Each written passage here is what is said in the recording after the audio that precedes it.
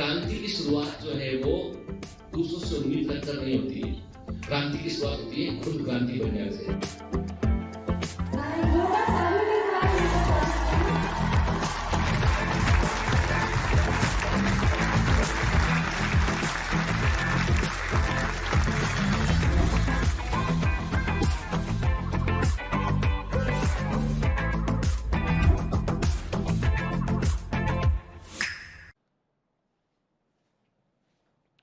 Hello commanders, welcome to Biomentors classes online. I am doctor Jitendra Singh. तो चलिए बेटा, ecosystem में आज हम आगे बढ़ेंगे। तो आज लेक्चर नंबर 4 देखेंगे हम, लेकिन उसके पहले हम कुछ एमसीक्यूज लगा लेते हैं। मैंने आपसे कहा था कि शुरू के 2-3 लेक्चर के बाद हम कुछ एमसीक्यूज भी लेंगे जो बड़े इंपॉर्टेंट एमसीक्यू में से एक होंगे और वो आपको दिमाग में रखना है। और याद रखिए, इकोसिस्टम हुआ, ऑर्गेनिज्म एंड पॉपुलेशन हुआ, इन चैप्टर में आप जितने अधिक एमसीक्यू लगा सकते हैं बेटा लगाइए, क्योंकि क्या है, यहां पर रेंज ऑफ इंफॉर्मेशन बहुत सारा है, इसलिए इन चैप्टर को अच्छे से समझना है। इसमें बहुत सारे क्वेश्चन लॉजिकल होते हैं, बहुत सारे कॉन्सेप्चुअल क्वेश्चन आपसे पूछे जाते हैं और कुछ क्वेश्चन सीधे एनसीईआरटी से आते हैं, इसलिए बेटा एकदम हमको अटेंटिव रहना है, अलर्ट रहना है। ठीक है, तो चलिए, तो आज का हम जो है वो पहला क्वेश्चन देखते हैं आपके सामने। फर्स्ट क्वेश्चन जो स्क्रीन पर है वो है, बताइए, देखिए ध्यान से बताइए, the most productive agro ecosystem is of के। देखो बेटा, एग्रो इकोसिस्टम का मतलब यह है कि ये मैनमेड इकोसिस्टम है, आर्टिफिशियल इकोसिस्टम है जो एग्रीकल्चर करने पर बनता है। तो सबसे अधिक प्रोडक्टिव एग्रो इकोसिस्टम क्या है, मतलब जो पर यूनिट एरिया में सबसे अधिक सनलाइट का इस्तेमाल करता हो, सबसे अधिक फूड का प्रोडक्शन करता हो, उसे हम सबसे अधिक उत्पादक एग्रो इकोसिस्टम मानेंगे। याद रखिएगा, द आंसर इज, क्या आंसर है इसका बताइए। चलिए मैं रुकता हूं 2-4 सेकंड, आप आंसर दीजिए, क्या आंसर होगा इसका बेटा। इसका आंसर होगा बिल्कुल सही, इसका आंसर होगा शुगर केन। शुगर केन एक C4 प्लांट है, C4 प्लांट जो कि अधिक जो है वो मोर इफिशिएंट तरीके से जो है वो फोटोसिंथेसिस करते हैं और अधिक से अधिक जो है वो क्या करते हैं बेटा, अधिक से अधिक जो है वो सनलाइट को कैप्चर करके जो है वो फोटोसिंथेसिस करते हैं और उसको फूड में कन्वर्ट कर लेते हैं उठ के। तो हम मानते हैं सबसे अधिक प्रोडक्टिव इकोसिस्टम होता है शुगर केन। याद रखिएगा आज के, ये इंपॉर्टेंट एमसीक्यू है बेटा, ठीक है ना। चलिए दूसरा क्वेश्चन हम आते हैं। सेकंड क्वेश्चन है, ऑस्मोट्रॉफ किस में आते हैं, यानी ऑस्मोट्रॉफ किस में आते हैं। तो देखो बेटा, ऑस्मोट्रॉफ जब वर्ड यूज करते हैं मतलब ये है कि they are taking food through the osmotic mechanism, के कैसे फूड ले रहे हैं इनके। तो याद रखिए, अब ऑस्मोट्रॉफ में क्या आएगा बेटा, ऑस्मोट्रॉफ में वो जीव आएंगे, ऑस्मोट्रॉफ में वो जीव आएंगे जो एब्जॉर्प्टिव प्रकार का मोड ऑफ न्यूट्रिशन रखते हो, के एब्जॉर्प्टिव प्रकार का मोड ऑफ न्यूट्रिशन रखते हो, वो किस में आएंगे बेटा, वो आएंगे आपके ऑस्मोट्रॉफ में आएंगे। ठीक है, तो इसका मतलब इन सब में आप देखोगे तो एब्जॉर्प्टिव मोड ऑफ न्यूट्रिशन किस में होता है, फंजाई में होता है, और फंजाई किस में आते हैं बेटा, डिकम्पोजर में आते हैं। याद रखिएगा, तो कई बैक्टीरिया होते हैं, मोस्ट ऑफ द फंजाई होती है जो डिकम्पोजर में आती है बेटा, और ये क्या होता है, ये ऑस्मोट्रॉफ आते हैं। तो याद रखिएगा, ये भी क्या है, out of the box question exam में पूछ लिया जाता है। ठीक है, फिर द अमाउंट ऑफ बायोमास और organic matter produced per unit area over a period of time by plants during photosynthesis is known as, के मतलब पूछ रहा है कि प्लांट फोटोसिंथेसिस कर जो टोटल फूड बनाता है, बायोमास बनाता है, उसे आप क्या कहते हो। तो मैंने आपको बताया था बेटा पिछली क्लास में, उसे बोलते हैं प्राइमरी प्रोडक्टिविटी कहते हैं, प्राइमरी प्रोडक्शन कहते हैं, प्राइमरी प्रोडक्टिविटी कहते हैं। कि देखो बेटा, एक होता है जो टोटल फूड बना वो होता है ग्रॉस प्राइमरी प्रोडक्टिविटी, उसमें से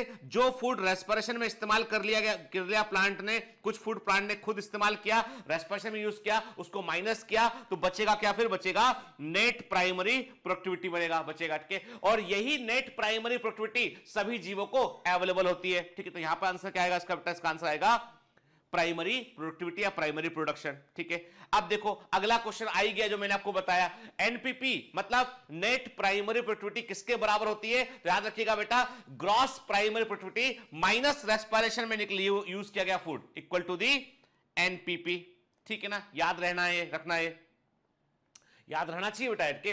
फिर अगला क्वेश्चन है, सेकेंडरी प्रोडक्टिविटी का मतलब क्या होता है, what is the meaning of the secondary productivity, द्वितीयक उत्पादकता का मतलब क्या होता है। और देखो बेटा, अरे कहां पहुंच गया, इसका मतलब क्या होता है, इसका मतलब यह है बेटा कि देखो, अब प्राइमरी प्रोडक्टिविटी क्या होती है, प्रोड्यूसर के जो प्रोड्यूसर हैं जो फूड को बना रहे होते हैं वे प्राइमरी प्रोडक्टिविटी को रखते हैं बेटा, है ना। जो टोटल फूड बनता है वो ग्रॉस प्राइमरी प्रोडक्टिविटी है, माइनस फूड जो रेस्पिरेशन में आपने यूज किया, और बचा हुआ फूड जो है वो क्या हो गया, वो हो गया नेट प्राइमरी प्रोडक्टिविटी जो कंज्यूमर को मिलता है। फिर कंज्यूमर की बॉडी, अब किसी एनिमल ने, हर्बीवोर ने जो है खाया किसी चीज को के, तो उसकी बॉडी में फ्लैश बनेगा के, तो जो भी एनर्जी जो है ट्रांसफॉर्म होकर जो एनर्जी कंज्यूमर की बॉडी में होती है उसे सेकेंडरी प्रोडक्टिविटी कहते हैं। तो हमने क्या लिखा, इसका आंसर है rate of formation of new organic matter by the consumer, मतलब ये कंज्यूमर के स्तर पर रिजर्व फूड होता है जिसे हम बोलते हैं सेकेंडरी प्रोडक्टिविटी कहते हैं। क्लियर। नेक्स्ट क्वेश्चन है what is the percentage of primary productivity of ocean के, यानी समुद्र के अंदर प्राइमरी प्रोडक्टिविटी का परसेंटेज क्या। याद रखिए कि हमारी अर्थ पर 2/3 हिस्से में समुद्र है, ओशियंस है, और हमारे सबसे अधिक स्टेबल इकोसिस्टम भी जो होता है वो मैराइन इकोसिस्टम सबसे अधिक स्टेबल होता है, क्योंकि क्लाइमेटिक फैक्टर का उस पर असर नहीं पड़ता है, और सबसे अधिक उत्पादक इकोसिस्टम जो होता है, जो बड़े पैमाने पर जो है प्रोडक्शन कर रहा होता है, वो मैराइन इकोसिस्टम होता है। तो आंसर इसका है 90% इज द राइट आंसर, यानी प्राइमरी प्रोडक्टिविटी का 90% ओशियंस में होता है। ठीक है। फिर अर्थवर्म किसमें हेल्प करता है, अब ये बड़ा कंफ्यूजिंग क्वेश्चन है, कई बच्चे इसको गलत कर देंगे, झट से पढ़ेंगे और आंसर लगा देंगे 3 बोथ 1 और 2, जो कि गलत आंसर है। याद रखिए अर्थवर्म जो होते हैं वो एक कॉम्प्लेक्स ऑर्गेनिक मैटर को ब्रेक डाउन नहीं करते हैं, वे केवल लूजनिंग ऑफ सॉइल करते हैं, और इनको भी फूड को जो है वो लेना पड़ता है, पचाना पड़ता है। तो ये कॉम्प्लेक्स, देखो ये हमने अर्थवर्म किसमें हम बात कर रहे हैं, इकोसिस्टम में क्या हेल्प करते हैं। अब आप बोलोगे सर ये खाएगा, फूड अंदर पचेगा, तो डाइजेशन तो हमेशा कॉम्प्लेक्स को सिंपलर में कन्वर्ट करना होता है, लेकिन हम यहां इकोसिस्टम में अर्थवर्म के रोल की बात कर रहे हैं। तो अर्थवर्म में इकोसिस्टम जो होता है मिट्टी को पोरस करते हैं, जो मटेरियल होता है उसको पलटने में वो हेल्प करते हैं, लूजनिंग ऑफ सॉइल में वो हेल्प करते हैं। Answer is 2 is correct answer. ये बेटा एग्जाम की के अकॉर्डिंग आंसर है ये, ठीक है, तो गलती मत करना है ना, कुछ बुक्स में आंसर गलत दे रखा है तो वो आंसर ठीक नहीं है, answer is B is correct answer. ठीक है। लास्ट क्वेश्चन आज का, match column first and column second and select the correct option, के कॉलम फर्स्ट और कॉलम सेकंड को मैच कीजिए, सही ऑप्शन को चुनिए। तो देखो बेटा आज के लेक्चर में ये सब चीजें जो है वो मतलब मुझे लगता है पिछले लेक्चर में ये चीजें मैं आपको क्लियर ऑलरेडी कर चुका हूं, पता होना चाहिए कि डिकम्पोजिशन कैसे होता है। तो फ्रेगमेंटेशन का मतलब क्या है, breakdown of detritus into smaller particle के। तो याद रखिए यानी जो डेट्रिटस है, जो डेड मटेरियल है, उसको जो है छोटे छोटे कणों में कन्वर्ट करना, ये फ्रेगमेंटेशन कहलाता है। लीचिंग का मतलब होता है जब पूरा मिनरलाइजेशन, मिनरल बन चुके होते हैं और जमीन में वो गहरे पानी के साथ बैठ जाते हैं और अनअवेलेबल सॉल्ट होता है, तो हम क्या बोलते हैं, precipitation of water soluble nutrient as unavailable salt, मिट्टी में नीचे की ओर वो बैठ जाते हैं, उसे हम लीचिंग ऑफ मिनरल्स कहते हैं। कैटाबॉलिज्म का मतलब क्या होता है, degradation of detritus bye bacterial and fungal enzyme, bacterial और फंगल एंजाइम से जो डेट्रिटस होता है, जो डेड और डिके मैटर होता है, उसके डिग्रेडेशन को हम कैटाबॉलिज्म कहते हैं। आंसर क्या है बेटा इसका, ए का फर्स्ट सही है, बी का सेकंड सही है, और सी का जो है वो थर्ड सही है। मतलब ये आपको डेफिनेशंस याद रखनी है, दे रखी है यहाँ पे, ठीक है ना, क्लियर। तो आज हमने इतना ही क्वेश्चन देखे, नेक्स्ट क्लास में हम आगे और बात करेंगे बेटा, और आप डीपीपी जरूर लगाइए बेटा ना, उन क्वेश्चंस को मिस मत कीजिए, बड़े इंपॉर्टेंट क्वेश्चन वहां पर हम कवर कर रहे हैं आपके। फिर दूसरी इंपॉर्टेंट बात ये कि अभी बेटा हम जो लेक्चर नंबर जो है वो 4 में आज हम देखेंगे, तो आज हम क्या देखने वाले हैं, आज हम देखने वाले हैं कि बायो एनर्जेटिक्स का कॉन्सेप्ट देखेंगे हम, स्टैंडिंग क्रॉप एंड बायोमास का कॉन्सेप्ट देखेंगे हम, फूड चेन और ट्रॉफिक लेवल। अब देखो फूड चेन के बारे में बात मैं काफी समय पहले से करता आ रहा हूं, कुछ मैंने एमसीक्यू भी आपको जो है लिंडमान 10% लॉ, एनर्जी ट्रांसफर, इस पर मैंने कुछ एमसीक्यू आपको पिछले डीपीएस में दिए भी हुए हैं, जो आपने देखा होगा। तो अब आपको जो है यदि नहीं बने तो आज का कॉन्सेप्ट समझने के बाद आपसे बनेंगे, हालांकि उसके बारे में पहले कई लेक्चर्स में बात कर चुका हूं मैं। फिर फॉर्मेशन ऑफ फूड वेब कैसे बनता है, फूड वेब का इंपॉर्टेंस क्या होता है, ग्रेजिंग फूड चेन क्या होती है, डेट्रिटस फूड चेन क्या होती है, ह्यूमन ट्रॉफिक लेवल का क्या मतलब है, कहां पे हम स्टैंड करते हैं, एनर्जी फ्लो कैसे होता है एक्वाटिक इकोसिस्टम में, टेरेस्ट्रियल इकोसिस्टम में कैसे एनर्जी फ्लो होता है, ये सारी चीजें हम आज के लेक्चर में बेटा देखेंगे, लेक्चर नंबर 4 में देखेंगे हम, ठीक है। आप देख रहे होंगे यहां पे सपोर्ट अस लिखा है, सपोर्ट अस का सिंपल सा मतलब बेटा ये है कि बायोमेंटस आपका अपना ऑर्गेनाइजेशन है, तो इसके फलने फूलने में, इसके ग्रो करने में मैं पहली बार बोल रहा हूं, इसके पहले मैंने कभी नहीं बोला है, मुझे आपकी हेल्प की रिक्वायरमेंट है कि आप मुझे हेल्प करें, ताकि हम इस बढ़ते हुए कंपटीशन में, इस प्रतिस्पर्धा में कहीं ना कहीं हम, ऐसा लग रहा है मुझे कि हम पीछे छूट रहे हैं, तो मैं चाहता हूं कि आप मुझे सपोर्ट करें। आप देखिए सपोर्ट करने के कई तरीके हो सकते हैं, कि आप देखिए मुझे मालूम है कि हम ये सर्विसेज को कंटिन्यू करना करना चाहते हैं, हम चाहते हैं कि सारे बच्चों तक एजुकेशन पहुंचे। तो जो बच्चे जो है देखो, यदि आप जो है वो बायोमेंटर्स के सब्सक्रिप्शन पर जाते हैं आप, तो आपको बहुत फायदा होगा। आपके बुकलेट से नोट्स लेके कई सारी फैसिलिटी है। आप ऐप देखिए, उसमें आप मतलब जिन लोग यूज नहीं कर रहे हैं वो इमेजिन भी नहीं कर सकते कितनी फैसिलिटीज बायोमेंटर्स के एप्लीकेशन के अंदर है। नंबर 1, ठीक है। नंबर 2 ये है कि सपोर्ट करने का तरीका है कि आप मॉनिटरी नहीं सब्सक्रिप्शन ले सकते हैं तो एटलीस्ट चैनल को प्रमोट करने में, चैनल को जो है आगे और लोगों तक पहुंचने में हेल्प कीजिए, ताकि बायोमेंटर्स जो है वो लोगों के तक पहुंच सके। हमें कोई विज्ञापन में पैसा खर्च ना करना पड़े, कोई फंडिंग की जरूरत हमें ना पड़े। इसलिए first time I ask your support, ठीक है। चलिए, तो अभी हम लेक्चर नंबर 4 में बेटा कंटिन्यू करते हैं।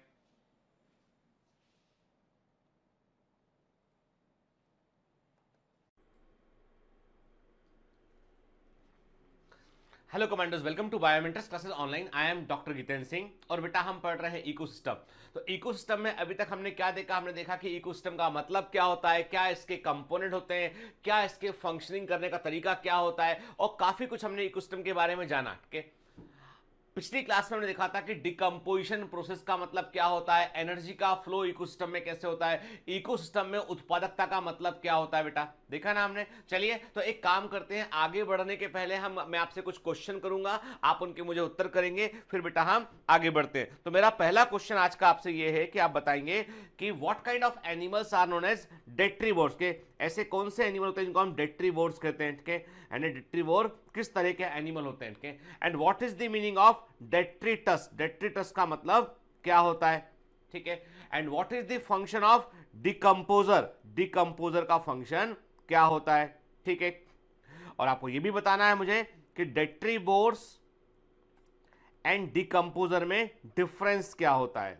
ठीक है, डेट्रीवोर और डिकम्पोजर में डिफरेंस क्या होता है। क्लियर। ठीक है, छोटे छोटे से क्वेश्चन है कि डेट्रीवोर किस तरह के एनिमल होते हैं, डेट्रिटस का मतलब क्या होता है, डिकम्पोजर क्या होते हैं, और डेट्रीवोर और डिकम्पोजर में क्या अंतर होता है, ये आप मुझे बताएंगे। ठीक है, क्लियर। आपको ये बतलाना है कि डेट्रीवोर किस तरह के एनिमल है, क्या वो काम करते हैं, डिकम्पोजर किस तरह के एनिमल है, वो क्या काम करते हैं, वही उसका डिफरेंस होगा। ठीक है, चलिए, पिछली क्लास में हमने आपसे कहा था कि बेटा प्रकृति में भी सफाई करने की एक व्यवस्था है। कि नेचर के पास भी एक पूरा अरेंजमेंट है सिस्टम को क्लीन करने का, और जो भी ऑर्गेनिक कंपोनेंट बने होते हैं उन्हें वापस से इनऑर्गेनिक मटेरियल में कन्वर्ट करने का।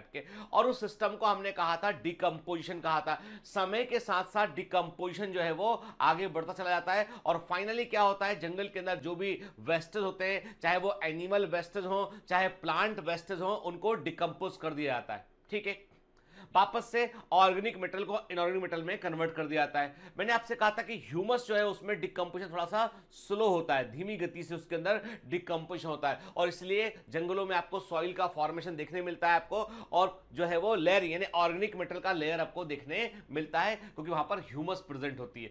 ह्यूमस में जब कंप्लीट डिकम्पोजिशन हो चुका होता है तो मिनरल्स बन जाते हैं उससे। ठीक है ना, और ह्यूमिफिकेशन के बाद में मिनरलाइजेशन होता है। जब वो कंप्लीट, जब ह्यूमस बना मतलब ह्यूमिफिकेशन है, ह्यूमस का कंप्लीट डिकम्पोजिशन होने पर मिनरल बनता है, मतलब मिनरलाइजेशन है। और ह्यूमस मिनरल का सेकंड सोर्स होता है इस नेचर के अंदर, सॉइल के अंदर के पहला सोर्स होता है रॉक्स या चट्टाने। ठीक है, चलिए, तो हमने देखा था कि डिफरेंट टाइप ऑफ एनिमल होते हैं। डेट्रीवोर होते हैं जो कि वास्तव में डेड और डिके मैटर को खाते हैं, और उनको जो है वो बेसिकली उनका वो डिग्रेडेशन करते हैं, मटेरियल का उठ के बारीक कणों में कन्वर्ट करते हैं। देन डिकम्पोजर होते हैं जो उस पर ग्रो करते हैं और उसको ऑर्गेनिक कंपोनेंट को इनऑर्गेनिक में कन्वर्ट करते हैं वो। ठीक है बेटा, फिर हमने बायो एनर्जेटिक्स के बारे में बात किया था। हमने कहा था कि वास्तव में इस इकोसिस्टम में दो ही काम चल रहे होते हैं, एक तो साइकिलिंग ऑफ मटेरियल, दूसरा फ्लो ऑफ एनर्जी। और ऊर्जा का प्रवाह होता है एक दिशी होता है, यूनिडायरेक्शनल होता है। एक ट्रॉफिक लेवल से अगले ट्रॉफिक लेवल में जब एनर्जी शिफ्ट करती है तो 90% एनर्जी हीट के रूप में चली जाती है, केवल 10% एनर्जी एक ट्रॉफिक लेवल से अगले ट्रॉफिक लेवल में जा पाती है। इसे लिंडमांस 10% लॉ कहते हैं।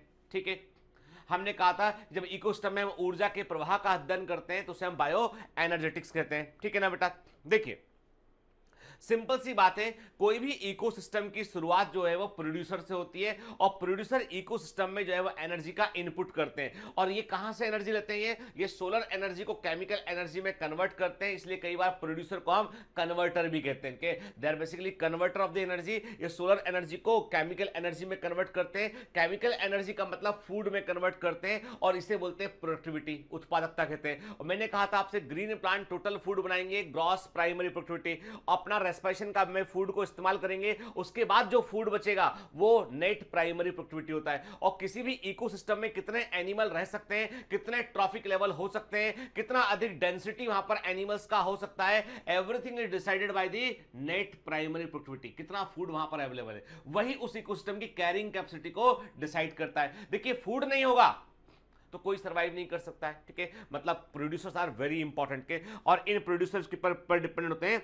हर्बीवोर के, शाकाहारी के, हर्बीवोर के जो इन्हें खाते हैं। हर्बीवोर जो होते हैं वो जब प्रोड्यूसर को खाते हैं तो उसमें से वो केवल 10% एनर्जी को अपने पास ले पाते हैं, फूड को वो अपनी बॉडी में रिटर्न कर पाते हैं, 90% को वो हीट के रूप में वेस्ट करते हैं, हीट के रूप में, फीसेस के रूप में। मतलब ये है बेटा, जब भी कभी एक ट्रॉफिक लेवल से दूसरे ट्रॉफिक लेवल में एनर्जी को आप ट्रांसफर करेंगे, फूड को आप ट्रांसफर करेंगे, तो केवल 10% अमाउंट ट्रांसफर हो पाएगा, 90% जो है वो वेस्टेज चला जाएगा, हीट के फॉर्म में, फीसेस के फॉर्म में वेस्टेज चला जाएगा, ठीक।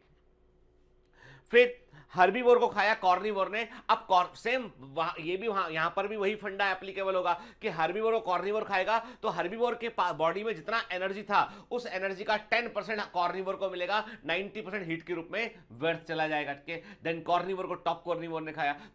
तो जो भी ग्रीन प्लांट होते हैं वो पहला ट्रॉफिक लेवल में आते हैं, उसे हम T1 कहते हैं, ठीक है। और हर्बीवोर जो है वो दूसरा ट्रॉफिक लेवल में आते हैं, उसे T2 कहते हैं। कॉर्निवोर तीसरा ट्रॉफिक लेवल आते हैं, उसे हम T3 कहते हैं। टॉप कॉर्निवोर जो है वो नेक्स्ट ट्रॉफिक लेवल आते हैं, उसे हम T4 कहते हैं, ठीक है ना, क्लियर। और सबसे आखिरी ट्रॉफिक लेवल होता है डिकम्पोजर का, ठीक है।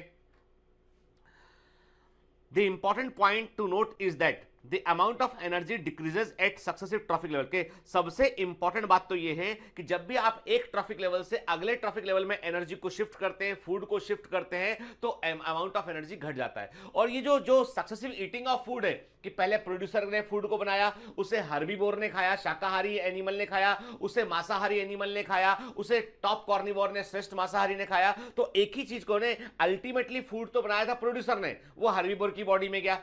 हर्बीवोर ने उसको क्या किया, उसने उसको जो है वो अपनी बॉडी में उसने अपना मसल्स बनाया, उसने अपना जो है वो बॉडी फैट बनाया, उसने अपनी बॉडी में फूड को इकट्ठा किया और कुछ अमाउंट का यूज कर लिया उसने, तो 10% एनर्जी उसकी बॉडी में इकट्ठी हो गई है as an growth of the tissue growth के रूप में। उस टिश्यू को खाया कॉर्निवोर ने के। तो बेसिकली एक्चुअली में जो फूड है, अल्टीमेट फूड तो वो जो है वो कहां से आया, प्रोड्यूसर से आया है। तो हम सारे के सारे, चाहे कॉर्निवोर हो, टॉप कॉर्निवोर हो, हर्बीवोर हो, everybody is dependent upon the producer के, डायरेक्टली या इनडायरेक्टली प्रोड्यूसर पर वो डिपेंडेंट होते हैं, ठीक है। तो फूड की रिपीटेटिव ईटिंग हुई है, प्रोड्यूसर का फूड हर्बीवोर की बॉडी में गया, हर्बीवोर की बॉडी का फूड कॉर्निवोर की बॉडी में गया, कॉर्निवोर की बॉडी का फूड टॉप कॉर्निवोर की बॉडी में गया। अब ये फूड आया कहां से, ये फाइनली शुरुआत तो उसकी प्रोड्यूसर से हुई थी। तो मतलब एक ही फूड बटल की रिपीटेड ईटिंग हो रही है, इससे एक फूड चेन बनती है, खाद्य श्रृंखला बनती है। जैसे मैंने कहा आपसे कि जंगल में जो है घास खाया, को घास को या पत्तियों को खाया किसने, रैबिट ने खाया, ठीक है। रैबिट को खाया किसने, लोमड़ी ने खाया, लोमड़ी को टाइगर ने खा लिया। तो अब क्या है, ये पूरा का पूरा चेन है, घास रैबिट की बॉडी में गया, रैबिट की बॉडी से वो फूड कहां गया, लोमड़ी की बॉडी में गया, लोमड़ी की बॉडी से कहां गया, टाइगर की बॉडी में गया, टाइगर के मरने पर डिकम्पोजर ने उसको रिलीज कर दिया। तो कुल मिलाकर बात यह है कि यहां पर एनर्जी का एक डायरेक्शन में फ्लो होता है और एक फूड चेन बनती है, लेकिन एक यूनिवर्सल फिनोमेना ये है कि जब भी एक ट्रॉफिक लेवल से एनर्जी अगले ट्रॉफिक लेवल में जाएगी तो एनर्जी का अमाउंट कम होता जाएगा, 90% एनर्जी जो है हीट के रूप में व्यर्थ हो जाएगी। When any organism dies it is converted to detritus, ये डेड और डिके मेटर में बदल जाता है, डेड बायोमास में बदल जाता है, that serve as energy source for decomposer के। डिकम्पोजर के लिए एनर्जी सोर्स क्या है, डिकम्पोजर शिकार नहीं करते। देखिए जब एक रैबिट घास खा रहा था, पत्ती खा रहा था, सीड खा रहा था, सब्जियां खा रहा था, तो वो एक प्रकार का प्रीडेशन था, वो क्या था, वो शिकार था। मैंने बताया हुआ आपको ऑर्गेनिज्म एंड पॉपुलेशन के, वो भी है जब आपको लगता है कि हर्बीवोर कुछ नहीं कर रहा, पर ऐसा नहीं, हर्बीवोर सीड खा रहा है, फल खा रहा है, तो वो भी शिकार कर रहा है प्लांट का। तो संबंध प्रीडेशन की कैटेगरी में ही आता है। चिड़िया दाना चुगती है, प्रीडेशन की कैटेगरी में आता है उठ के। तो हमने क्या कहा कि ये जो फूड चेन है इसको हम प्रीडेटरी फूड चेन कहते हैं, प्रीडेशन फूड चेन कहते हैं, यहां पर एक दूसरे का शिकार करता है। तो हार्बीवोर ने क्या किया, उसने जो है वो किसको खाया, ग्रीन प्लांट को खाया।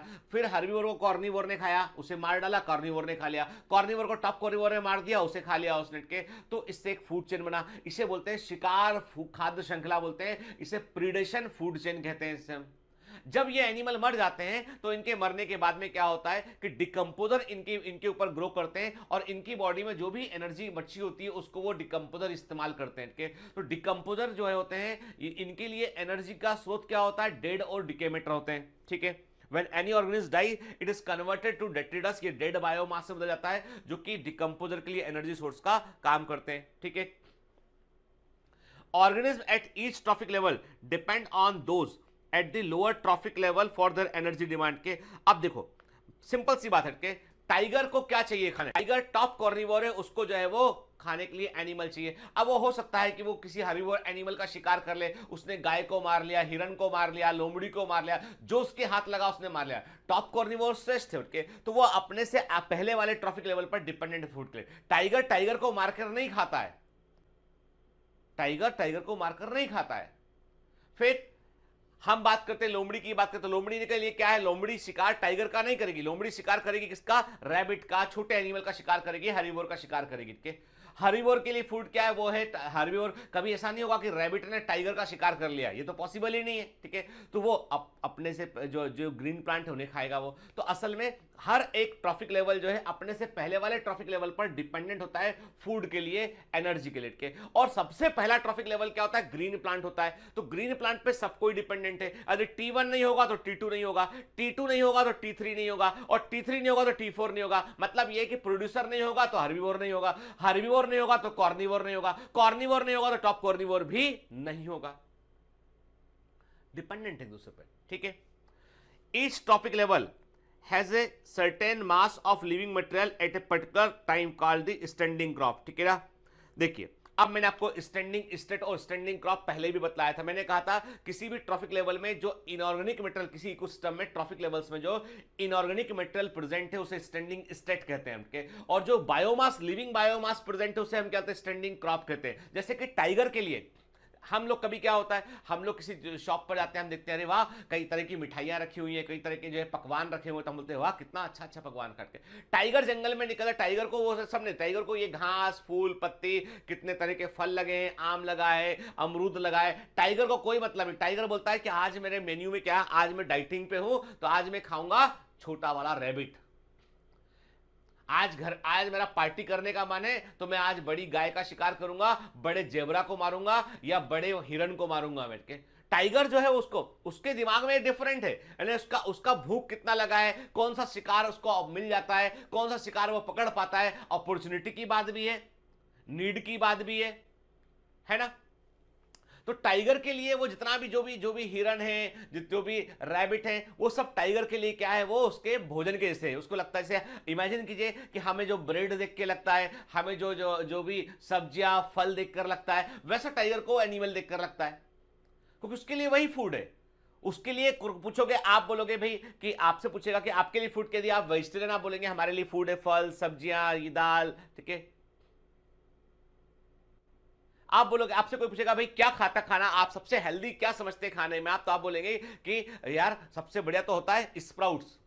क्या होते हैं स्प्राउट्स, आप चना लीजिए, दाल लीजिए, ठीक है, सेगा दाल, होल सीड लीजिए, गला दीजिए आप रात भर उसको, फिर कपड़े में डाल के उसको आप जो है टांग दीजिए, तो आप क्या देखेंगे, आप देखेंगे कि जो है उसके बाद आप क्या देखेंगे, एक सेकंड का, हाँ क्या देखेंगे आप देखेंगे कि एक नेक्स्ट डे जो है वो उसमें से स्प्राउट से अंकुर निकल आए उसमें के। ठीक है, स्प्राउट से अब आपने उस स्प्राउट को जो बढ़िया जो है आपने उसमें सलाद डाला और आपने खा लिया।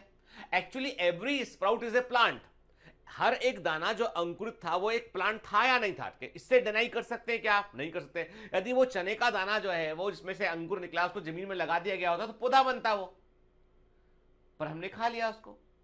देखिए सिंपल सी बात ये कि हमारे लिए वो नॉर्मल है, क्योंकि यदि वो भी हम नहीं खाएंगे तो जिंदा कैसे रहेंगे हम के।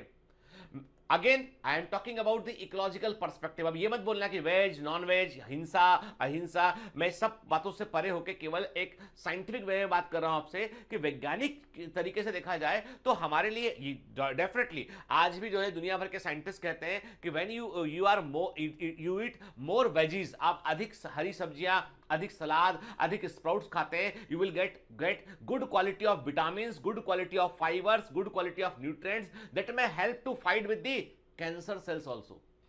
उनसे लड़ने में भी हेल्प करता है वो। दुनिया भर में कई ऐसे सेंटर खुले हैं, यहां पर जो है वो आपकी डाइट से को मॉडिफाई करते हैं और वो जो है उपवास भी रखवाते हैं आपको। वो वेज कुछ स्पेशल टाइप की जो है वो आपको जड़ी बूटियां, कुछ स्पेशल टाइप के को फूल पत्तियां खाने देते हैं आपको। ऐसे सेंटर है, कुवैत में है, कतर में सेंटर है ऐसे के। और सोचिए कुछ लोगों को मैं जानता भी हूं जो इस प्रकार के काम करते हैं, तो असल में जो है वो भी कई हद तक कई बीमारियों को कंट्रोल करने में रोल प्ले करता है। Diet is very important part की व्हाट यू ईट, जो आप खाते हैं वही आप बनते हैं के। तो एक्चुअली में बात इतनी सी कि हमने चना खाते में कभी सोचा नहीं कि ऐसे टाइगर की पर्सपेक्टिव से देखेंगे, टाइगर के लिए भी जो है वो एनिमल्स लाइक दैट ओनली। उससे बोलोगे भैया तुम खरगोश मत मारो, हिरण मत मारो, तो बोलेगा फिर क्या खा लें हम, हमारा तो फूड यही है। तो उसके लिए वो क्रॉप है। तो मैंने कहा हर एक ट्रॉफिक लेवल के लिए, एक से ट्रॉफिक लेवल T3 है तो T2 को ट्रॉफिक लेवल उसके लिए क्रॉप के समान है, T4 के लिए, बाकी T2 3 और T2 वो सारे एनिमल क्रॉप के समान है के। और T2 से पूछोगे, हर्बीवोर से पूछोगे तुम्हारी क्रॉप क्या है, जितने प्लांट दिख रहे हैं वो मेरे लिए फूड है वो, ठीक है। तो मैंने क्या कहा, अब देखो ये पॉइंट दिमाग में रखना बेटा, each trophic level has a certain set of living material at a particular time के। किसी भी दिए गए समय में प्रत्येक ट्रॉफिक लेवल में कुछ ना कुछ अमाउंट लिविंग मटेरियल का होता है, उसे स्टैंडिंग क्रॉप कहते हैं। और इस स्टैंडिंग क्रॉप को हम कैसे मेजर करते हैं, the standing crop is measured as the mass of living organism और the number in unit area के। एक इकाई क्षेत्र में कितने संख्या में वो लिविंग कंटेंट प्रेजेंट है, कितने अमाउंट में के। जब उसे हम किलोग्राम में एक्सप्रेस करते हैं तो हम उसे क्या बोलेंगे बेटा, उसे हम बायोमास बोलते हैं हमके। और याद रखिए बायोमास को हम फ्रेश वेट या ड्राई वेट के रूप में कंसीडर कर सकते हैं। तो बायोमास एक स्पीशीज का फ्रेश वेट और ड्राई वेट दोनों में हम उसे कंपेयर कर सकते हैं। फ्रेश वेट में हम वाटर कंटेंट भी साथ में शामिल कर लेते हैं, ड्राई वेट में वाटर कंटेंट शामिल हम नहीं करते हैं, ठीक है। तो दिमाग में रखिएगा कि स्टैंडिंग क्रॉप को बायोमास कब बोलोगे आप, जब स्टैंडिंग क्रॉप को हम वजन से, वेट से एक्सप्रेस करेंगे, किलोग्राम में एक्सप्रेस करेंगे, पर यूनिट एरिया में हम किलोग्राम या वेट में एक्सप्रेस करेंगे तो बायोमास बोलेंगे, ठीक है ना, क्लियर। तो देखिए आप ये तो देखा हमने बायोमास की बात की। अब मैंने आपको बताया था जब भी एक ट्रॉफिक लेवल से आप अगले ट्रॉफिक लेवल में जाते हैं तो एनर्जी में कमी आती है, क्योंकि केवल 10% ऑफ एनर्जी जो है वो शिफ्ट हो पाती है एक ट्रॉफिक लेवल से अगले ट्रॉफिक लेवल में। इसे लिंडमांस 10% लॉ कहते हैं। यदि प्रोड्यूसर के पास में 10,000 जूल एनर्जी है तो हर्बीवोर को कितना मिलेगा, इसका 10% 1000 जूल हर्बीवोर को मिलेगा, ठीक है। ये T1, ये T2, फिर हर्बीवोर से एनर्जी कॉर्निवोर के पास गया तो 100 जूल एनर्जी इसको मिलेगा। इसके बाद T3 से T4 गया तो कितना एनर्जी मिलेगा इसको, T4 में 10 जूल एनर्जी मिलेगा। तो every time only 10% energy shifted to the one trophic level to the successive trophic level के 90% हीट के रूप में चला जाता है। इसे बोलते हैं लिंडमांस 10% लॉ कहते हैं। और इस पर एग्जाम में बेटा क्वेश्चन पूछा जाता है, when energy transferred from one trophic level to the next about 90% energy is lost in the form of heat के। जब ऊर्जा का स्थानांतरण एक ट्रॉफिक लेवल से अगले ट्रॉफिक लेवल में होता है तो तकरीबन 90% ऊर्जा जो है वो ऊष्मा के रूप में व्यर्थ चली जाती है। Only 10% is transferred from one two next trophic level. केवल 10% एक ट्रॉफिक लेवल से अगले ट्रॉफिक लेवल में जा पाती है, ठीक है, क्लियर। देखिए आप देख रहे हैं इसके आपके सामने मैंने आपसे कहा कि जैसे हम बात कर रहे हैं कि प्रोड्यूसर से हर्बीवोर में गया, हर्बीवोर से टॉप कॉर्निवोर में गया, कॉर्निवोर में गया, देन टॉप कॉर्निवोर गया, तो एनर्जी केवल जो है वो 10% शिफ्ट हो पाती है। इसीलिए अब इसका एक बड़ा इंटरेस्टिंग जो है वो फिनोमेना भी साइंटिस्ट देखे, जो भी बायोलॉजिस्ट उन्होंने देखा कि व्हेनेवर टाइगर हैव अपॉर्चुनिटी, जब टाइगर को अपॉर्चुनिटी हो, देखिए प्रकृति ने कहा सर यदि टाइगर के पास में अपॉर्चुनिटी है कि टाइगर किसको खाए, उसके पास दो ऑप्शन है। एक एनिमल वो है जो T2 में आता है, हर्बीवोर में आता है, हिरन हुआ, गाय हुआ, वो T2 में आते हैं। हिरन है, गाय है, रैबिट है, ठीक है। T3 में आते हैं कॉर्निवोर, डॉग है, कुत्ता है, लोमड़ी है, ठीक है, सियार है, ये किस में आते हैं, T3 में आते हैं, है ना। टाइगर को बोला जाए कि तुम लोमड़ी खाओगे या तुम हिरन खाओगे, टाइगर विल प्रेफर हिरन बोलेगा भैया हिरन खाएंगे हम तो। क्यों? लिंड मास 10% लानी पड़ा तुमने क्या? हिरन खाएंगे ज्यादा एनर्जी मिलेगी हमको, उसकी बॉडी में कैसे हमको मोर एनर्जी मिलेगा हमको के बजाय इसको खाने, क्योंकि ये भी तो हिरन ही खा के आया होगा, कुछ ना कुछ खा के आया होगा। तो मतलब जो है यदि फूड चेन, इसका मतलब ये फूड चेन जितना शॉर्ट होगा एनर्जी जो है वो उतना अधिक एनिमल्स के पास होगी। मैंने कहा मतलब शॉर्ट, देखिए बात ये कि शॉर्ट है लंबा कर लो तो फॉर्मूला तो वही रहेगा उसका, लेकिन सिंपल सी बात ये है कि शॉर्ट फूड चेन में जिसमें सबसे आखिर जो टॉप कार्निवोर है, ये टॉप का एनिमल है, वो छोटे कम ट्रॉफिक लेवल में T1 T2 T3 में खत्म हो गया तो इसको अधिक एनर्जी मिल रहा है, लेकिन इसका T4 T5 तक गया तो एनर्जी कम होता जा रहा है। इसीलिए ट्रॉफिक लेवल आप देखोगे किसी भी सिस्टम में 4 या 5 से ऊपर नहीं होते हैं, 4 और 5 से ऊपर नहीं होते हैं, और डिकम्पोजर आखिरी ट्रॉफिक लेवल को एसेंशियली बनाते हैं वो। ठीक है, क्लियर?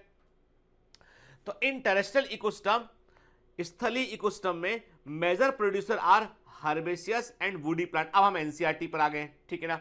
जो स्थलीय इकोसिस्टम होता है, टेरेस्ट्रियल इकोसिस्टम होता है, उसमें जो मेजर प्रोड्यूसर होते हैं वो शाकी पौधे होते हैं, वुडी प्लांट होते हैं, बड़े ट्री होते हैं, के छोटे प्लांट होते हैं। Likewise producer in an ecosystem, एक एक्वाटिक इकोसिस्टम के अंदर जो प्रोड्यूसर होते हैं वो क्या होते हैं? वो फाइटोप्लैंक्टन्स होते हैं, एल्गी होते हैं, कुछ सबमर्ज पानी में डूबे हुए प्लांट होते हैं, कुछ इमर्ज प्लांट होते हैं, पानी के अंदर से बाहर निकले प्लांट होते हैं। ठीक है, लेकिन प्राइमरली जो एक्वाटिक इकोसिस्टम में सबसे डोमिनेटिंग जो प्रोड्यूसर होते हैं वो एल्गी होते हैं। ठीक है, you have read about the food chain and web that exist in nature. हम जानते हैं कि एक के बाद एक फूड को खाने पर क्या बनता है? फूड चेन बनती है, और कई सारी फूड चेन आपस में इंटरमिंगल्ड होती है तो उससे एक फूड वेब बनती है।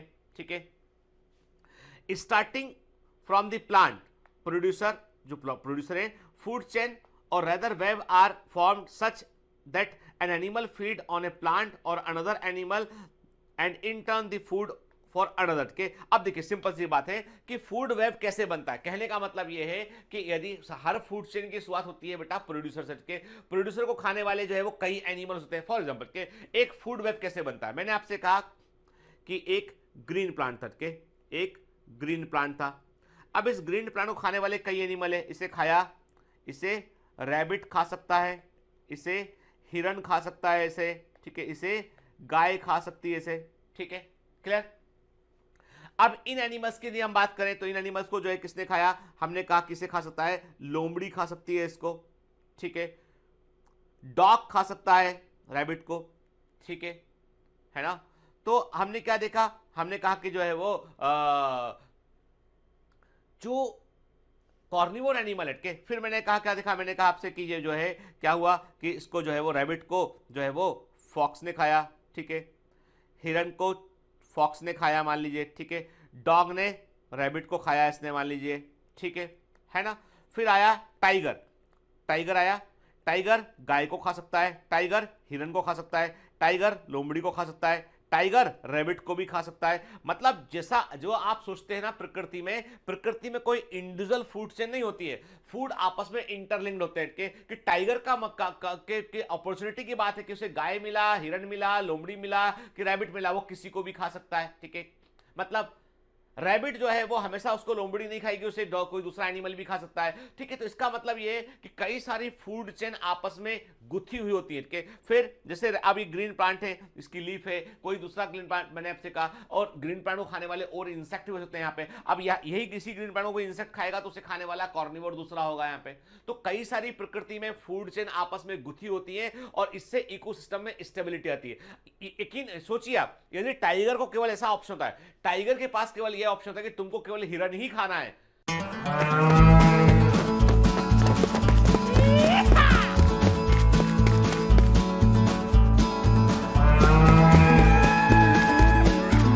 Hi, sorry to disturb you in between lecture, but it's important to inform you. You should download Biomentors app from Google Play Store. We need your support, so please take subscription to become an official commando of Biomentors. Bye bye. Continue your lecture. Tiger केवल हिरन ही खाता, dear ही खाता, तो problem क्या होता कि dear खत्म तो टाइगर खत्म। लेकिन टाइगर के पास ऑप्शन है कि डियर के अलावा वो रैबिट भी खा सकता है, वो जो है लोमड़ी को भी खा सकता है, वो गाय को भी खा सकता है, उसके ऑप्शन। तो फूड वेब जो होती है वो आपको फूड के ऑप्शन प्रोवाइड करती है, और जब ऑप्शन प्रोवाइड किए जाते हैं फूड के, तो क्या होता है बेटा, तो स्टेबिलिटी बढ़ जाती है, इकोसिस्टम का स्थायित्व बढ़ जाता है। अब एक बड़ा अच्छा सा एग्जांपल मैं आपको देता हूं उसका, कि जो है एक जो अपने लाइफ से जुड़ा एग्जांपल है। एक बार घूमने के लिए हम लोग कहाँ गए, घूमने के लिए किसी ट्रेनिंग में। एक्चुअली हमारा जो घूमना होता है हम लोगों का, कहीं बाहर ट्रेवल करना होता है, बेसिकली वो किसी न किसी काम से जुड़ा होता है। तो एक बार क्या हुआ कि हम लोगों को जो है वो, मेरे को एक ट्रेनिंग के लिए जाना था टर्की, अंकारा जाना था मुझे। टर्की की कैपिटल है अंकारा, तुर्की ये बोलते हैं इस कंट्री को, तुर्की या टर्की कैपिटल है अंकारा। तो अंकारा मुझे जो है वो 2-3 वीक के लिए आना था, और उसी दौरान फॉर्चुनेटली क्या हुआ कि भारतीय की ट्रेनिंग भी जो है वो अंकारा में, वहां पे एक इंटरनेशनल टैक्सेशन सेंटर है, तो उनकी भी ट्रेनिंग आ गई उसी डेट में। तो हमने कहा चलो पूरी फैमिली समेत चलते हैं। तो हम लोग जो है पति पत्नी बच्चे सब जो है बैग पैक किए और पहुंच गए टर्की, तुर्की पहुंच गए। पहले इस्तांबुल गए, इस्तांबुल से फ्लाइट पकड़ा, अंकारा गए, और अंकारा में जाके हम लोग वहां पे जो है वो, वहां पे एक गवर्नमेंट का बड़ा अच्छा सा, टर्किश गवर्नमेंट का अच्छा सा मैस था, वो जो उन्होंने गवर्नमेंट ऑफिसर्स के लिए कर रखा था। भारतीय चूंकि गवर्नमेंट सर्विस में, तो उनको वो मैस मिल गया, फिर मैस में आप रह सकते हैं आराम से, होटल नहीं करना पड़ेगा आपको शुरू के 1 वीक, जब तक उनका ट्रेनिंग, जैसे ट्रेनिंग खत्म होगा then we shift to hotel. अब प्रॉब्लम क्या था कि मैस का मेन्यू लगा सामने कि भैया क्या खाने में है। सुबह ब्रेकफास्ट में जब गए देखा, अरे ब्रेड है, उसमें ब्रेड है, और सारे जितने डिशेस हैं everything is non vegetarian, chicken है, फिश है, और चूंकि वहां पर बीफ भी खाते हैं लोग के, तो वहां बीफ भी अवेलेबल है, एवरीथिंग इज अवेलेबल के, डिफरेंट टाइप के जो है वहां पे नॉन वेजिटेरियन फूड रखे हुए हैं। और तो इंटरेस्टिंग बात है कि वहां पे जो है वो पहली बार मैंने देखा कि हरा धना जो होता है, अपना धनिया जो होता है, वो खूब सारा रखा हुआ पे। टमाटर रखे हुए गोल गोल पूरे से, कि टमाटर लोग अपने काट के सलाद बना के अच्छे से टमाटर देते हैं, वो नहीं, छोटे वाले टमाटर रखे हुए पूरे, और हरा धना। लोग क्या कर रहे हैं, धना भी ले रहे हैं, पत्तियां भी ले रहे हैं, उसमें नॉनवेज भी ले रहे हैं और खा रहे हैं। हम लोग जब पहली बार मैस में ब्रेकफास्ट में गए तो हमने कहा यार यहाँ से क्या खाएं। उससे बोला यार ब्रेड, तो ब्रेड ला के दिया उसने, कुछ ब्रेड था गोल बन, जो बन बोलते हैं उसको वहां पे, है ना। वहां पे जो ब्रेड रोटी जो होती है वो गोल वाली रोटी होती है, बड़ी सी मोटी सी, क्योंकि वो तो मिडिल ईस्ट से जुड़ा हुआ कल्चर है उसका। तो वो ला के दिया, हम लोगों ने फिर जैम मंगाया उससे, और उससे खाया हमने, चाय से, दूध से, जो भी अवेलेबल था यहाँ पे उससे। फिर कहा कि भैया, फिर लंच के टाइम देखा, लंच में वही मुसीबत, बाहर गए, चलो बाहर चलते हैं। अब चूंकि अंकारा जो है वो टूरिस्ट प्लेस नहीं है, टूरिस्ट प्लेस है इस्तांबुल, वहां सब कुछ मिलता है इस्तांबुल में। अंकारा में जब हम गए तो वहां पे हमने कहा बाहर जाके मार्केट में पता किया अभी क्या मिलेगा, वेज के नाम पे। फिर एक जगह पे बढ़िया अच्छा सैलेड था। अब मेरी वाइफ जो है वो 100% वेजिटेरियन है, प्योर वेज है। सैलेड ऑर्डर किया कि वेज सैलेड, चलो वेज सैलेड ही खाते हैं, चलो। देखा पूरा वेज सलाद में ऊपर अंडे से गार्लिक से उन्होंने उसको पूरा जमा दिया, उसको सुंदर बना दिया उसको। मेरी वाइफ बोली मैं तो नहीं खाऊंगी, तो अंडा है इसमें। बड़ी मुसीबत, उनके लिए फूड ढूंढो जाके, and everywhere you have to find कि भैया फिर उनको एक जगह रेस्टोरेंट में उनको मिला के, अरे वाह ये आदमी अच्छा है, ये रोटी दे रहा है, वो वही ब्रेड दे रहा है और चने छोले दे रहा है। बाद में एक दिन खाना खाते में छोले में से जो है वो एक मीट का पीस निकला, तो पूछा ये कैसे आ गया इसमें। उसने कहा हम मीट निकाल के छोला आपको दे देते। बड़ी परेशान, वो बोली कि नहीं भैया मैं तो जा रही हूं इस कंट्री से बाहर, तो या तो खाना पीना ही मुसीबत है यहाँ पे, क्या करें हम। फिर फाइनली किसी ने बताया कि एक जगह है वहां पे इंडियन लोग भी खाते हैं, कुछ इंडियन, क्योंकि इंडिया वाले लोग कम tourist, Ankara is not a very famous tourist place के, तो जहां इंडियन कम जाते हैं वहां पे इंडियन फूड भी नहीं मिलता। फिर कहीं जाके फिर फाइनली एक जगह मालूम चला कि हाँ बैगन का सब्जी मिलता है, कुछ टमाटर मिलता है भुना हुआ और रोटी मिलता है, तो वहीं जाके फिर 5-6 दिन वो वहीं खाया उसने, सुबह भी शाम को भी, मतलब लंच में भी और डिनर में भी सेम टाइप ऑफ फूड। जब यहाँ लौट कर आए तो पहले 2-4 दिन हम लोगों ने पहले होटल पार्टी की, भैया होटल चलते हैं, हर दिन खाना खाने बाहर, अच्छा खाना खा के देखेंगे, घर में कई तरह का खाना बनवाएंगे। क्यों? प्रॉब्लम यह है कि अब, लेकिन ये प्रॉब्लम मेरे को कहीं नहीं होती। जब मैं कहीं किसी कंट्री जाता हूं तो मेरे को प्रॉब्लम, क्योंकि number 1 I am not a pure vegetarian, I am a ovo vegetarian, कि मैं अंडा और वेज खा सकता हूं। और मतलब मैं सच तो मैं स्वीकार करूंगा ना यार, इसमें क्या, तो मैं आपसे बोलूंगा कि समटाइम्स के व्हेनेवर आई फील कि like there is no option available here के, सो वहां पर मैं जो है वो चिकन वगैरह, मतलब मैं बड़ा अपॉर्चुनिस्टिक टाइप का वेजिटेरियन व्यक्ति हूं, ठीक है। मेरी वाइफ मुझसे बोलती है कि तुम जो है वो बहुत अपॉर्चुनिस्टिक हो फूड के मामले में। मैं बोलता है यार क्या, मतलब अब इसमें विकल्प, फिर जो नया फूड से जब कभी मान लीजिए साउथ ईस्ट की कंट्री में गए, वहां पे वो क्या खरीदते हैं, mango rice is very famous कि आम काटते हैं, चावल में आम, कटा हुआ आम मिलाते देते हैं खाने को। मेरी वाइफ बोलती आम कोई चावल से खाता है, पागल है ये लोग। मैंने कहा मैं खाता हूं, मुझे अच्छा लगा। स्टिकी, जापान गया, स्टिकी राइस विथ सुशी, वो ट्राई नहीं करती सुशी, उससे अच्छा नहीं था सुशी खाना। मैं तो सुशी भी खा लेता हूं। मेरे को चॉइस होगा तो मैं नया फूड ट्राई करने में मुझे जो है वो बेहतर अच्छा लगता है।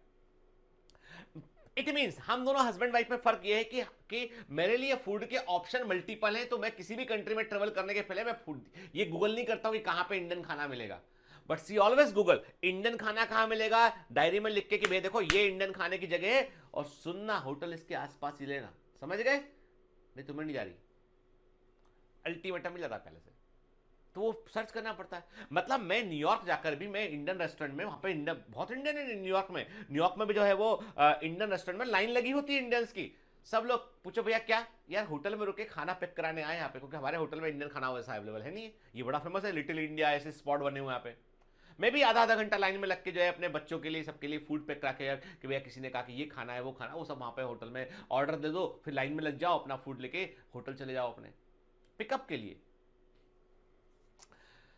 तो कहने का मतलब यह है कि जो फूड वेब जो है वो यदि आप, इसका मतलब यह हुआ इस एग्जांपल से बात समझ में आई कि यदि ट्रेवल करने की अपॉर्चुनिटी है तो कौन ज्यादा सक्सेसफुली ट्रेवल कर सकता है, मैं या मेरी वाइफ? मैं कर सकता हूं, क्योंकि मुझे मल्टीपल ऑप्शन फूड के मुझे मिल जाते हैं। तो यही प्रकृति का सिद्धांत है कि प्रकृति में भी, इकोसिस्टम के अंदर भी जो है वो food web is very very important, क्योंकि it provide stability to the ecosystem. यदि एक फूड ऑप्शन अवेलेबल नहीं है तो दूसरा खा लीजिए, तीसरा खा लीजिए, चौथा खा लीजिए, और इसीलिए एक इंडिपेंडेंट फूड चेन आपको नेचर में देखने नहीं मिलती है। ठीक है, देखिए The chain or web is formed because of this interdependence कि एक एनिमल जो है वो मल्टीपल एक ट्रॉफिक लेवल पर एक एनिमल प्रेजेंट है तो उसे दूसरे एनिमल जो है अलग अलग एनिमल खा सकते हैं उसको। तो इसका मतलब ये है कि ये जो कनेक्शन बनता है ये फूड वेब को बनाता है, ठीक है, और ये स्टेबिलिटी प्रोवाइड करता है। अब फूड चेन का कॉन्सेप्ट एक बार फिर समझते हैं। Repeated eating of food from producer to consumer is called the food chain. अब आप बोलोगे सर रिपीटेड ईटिंग क्यों बोला? अरे भाई फूड तो अल्टीमेटली प्रोड्यूसर ने बनाया था, वो हर्बीवोर की बॉडी में गया, हर्बीवोर की बॉडी से कॉर्निवोर की बॉडी में गया, कॉर्निवोर की बॉडी से टॉप कॉर्निवोर की बॉडी में गया। तो मतलब फूड जो है वो वही फूड ट्रांसफॉर्म होता चला जा रहा है। ठीक है, तो इससे बनता है फूड चेन बनता है। The pathway along with which food is transferred from trophic level to the next trophic level is the food chain के। तो फूड चेन क्या है? ये वो मार्ग है, ये वो पाथवे इसमें कि फूड जो है एक ट्रॉफिक लेवल से अगले ट्रॉफिक लेवल में जो है वो ट्रांसफर होता है। और हमेशा इसकी शुरुआत, हमेशा फूड चेन की शुरुआत जो है वो किससे होती है? प्राइमरी प्रोड्यूसर से होती है। ठीक है, transfer of energy through trophic level is called the food chain के। ऊर्जा का स्थानांतरण जो ट्रॉफिक लेवल के थ्रू होता है वो फूड चेन को बनाता है। ऐसी कौन सी फूड चेन है जो ग्रीन प्लांट से शुरू नहीं होती है, डेड और डिके मेटर से शुरू होती है? वो होती है डेट्रिटस फूड चेन, जिसमें कि डेड और डिके मेटल को डेट्रीबोर खाते हैं और डेट्रीबोर के ऊपर फिर डिकम्पोजर आते हैं उसके बाद। ठीक है, शॉर्टेस्ट फूड चेन होती है ये, और प्रकृति की सबसे टेरेस्ट्रियल जमीन पर सबसे डोमिनेटिंग फूड चेन में से एक होती है। देखिए पहले हम समझते हैं इस फूड नॉर्मल फूड चेन को कि देखिए टेरेस्ट्रियल फूड चेन है, मैराइन फूड चेन है के, यहाँ प्लांट है, इसी के समतुल्य वाटर बॉडी के अंदर फाइटोप्लैंक्टन है, यहाँ हर्बीवोर है, यहाँ पे जू प्लैंक्टन है के, यहाँ पे कॉर्निवोर है, यहाँ पर कॉर्निवोर फिशेज है, यहाँ पे भी कॉर्निवोर है, कॉर्निवोर फिशेज है, टॉप कॉर्निवोर है, टॉप कॉर्निवोर फिशेज के। तो मतलब ये है कि इकोसिस्टम जो है उसमें आप देख रहे हैं कि आपको जो है वो, मैंने कहा ना कि जो ग्रीन प्लांट हमारे लिए वही झील के अंदर क्या है? फाइटोप्लैंक्टन से, जो यहाँ हर्बीवोर है वहां पर वो जूप्लैंक्टन है। अब एक बड़ा कॉमन क्वेश्चन, जो बड़ा सिंपल सा क्वेश्चन जो पूछा जाता है एग्जाम में कि कौन सा ऐसा एनिमल है जो दो अलग अलग ट्रॉफिक लेवल को बिलोंग करता है? आंसर है फिश। छोटी मछली को बड़ी मछली खा लेती है। ठीक है, fish is the fish carnivore भी है, फिश टॉप कॉर्निवोर भी है।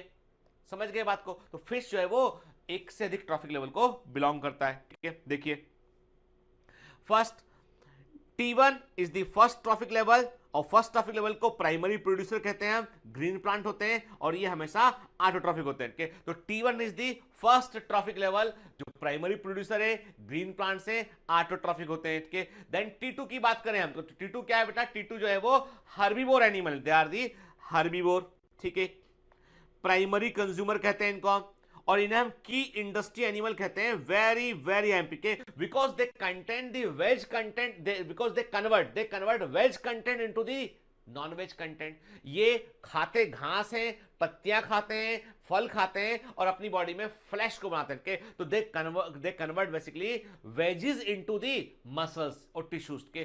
तो ये क्या करते हैं, ये प्लांट मटेरियल को एनिमल मटेरियल में कन्वर्ट करते हैं। खाते ये घास हैं, खाते ये पत्तियां हैं और अपनी बॉडी में टिश्यू को, मांस को ये बनाते हैं, इसलिए इनको की इंडस्ट्री एनिमल कहते हैं। ठीक है, then come to the carnivore के, जिन्हें हम सेकेंडरी कंज्यूमर कहते हैं। कॉर्निवोर क्या करते हैं, वो हर्बीवोर का शिकार करते हैं इनके, तो ये they are the secondary consumer. T3 is the carnivore, secondary consumer होते हैं वो। ठीक है, then come to the T4 is the top carnivore, they are the tertiary consumer के। T4 क्या होता है, टॉप कॉर्निवोर होते हैं, ये टर्शरी कंज्यूमर होते हैं। क्लियर? ठीक है, तो मतलब ये है कि एक फूड चेन में प्रोड्यूसर है, हर्बीवोर है, कॉर्निवोर है, टॉप कॉर्निवोर है। अब आप बोलोगे सर डिकम्पोजर को शामिल आपने क्यों नहीं किया, क्योंकि देखो बेटा डिकम्पोजर मल्टीपल लेवल पे काम कर रहा है। प्रोड्यूसर मर जाएगा, डिकम्पोजर काम करेगा, हर्बीवोर मर जाएगा, डिकम्पोजर काम करेगा, कॉर्निवोर मर जाएगा, डिकम्पोजर काम करेगा, टॉप कॉर्निवोर मर जाएगा, डिकम्पोजर काम करेगा। डिकम्पोजर हर डेड और डिके मैटर पे काम कर रहा है, चाहे वो किसी भी ट्रॉफिक लेवल को बिलोंग करता हो, इसलिए उसको फूड चेन में हमने स्थान नहीं दिया, क्योंकि उसकी कोई फिक्स पोजीशन नहीं है। क्लियर? ठीक, तो देखिए आप, है ना, तो हम कभी भी फूड चेन देखते हैं बेटा, तो देखिए आप कि हम एनसीईआरटी का इमेज देख रहे हैं यहाँ पे। तो मैंने आपसे कहा फर्स्ट ट्रॉफिक लेवल प्रोड्यूसर है यहाँ पे। ठीक है, सोलर एनर्जी को लिया इसने, फूड में कन्वर्ट किया और उसके बाद जो इस फूड को किसने लिया, प्राइमरी कंज्यूमर हर्बीवोर ने लिया, सेकंड ट्रॉफिक लेवल है।